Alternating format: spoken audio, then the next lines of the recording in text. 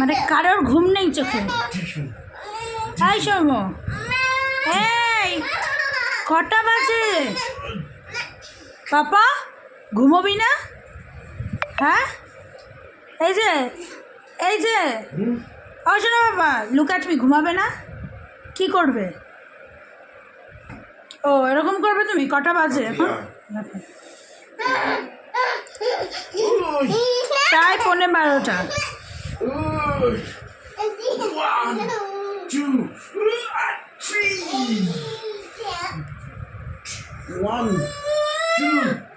বালিশের ওয়ারগুলো খুলে ফেলেছে টিসুম টিসুম করতে করতে।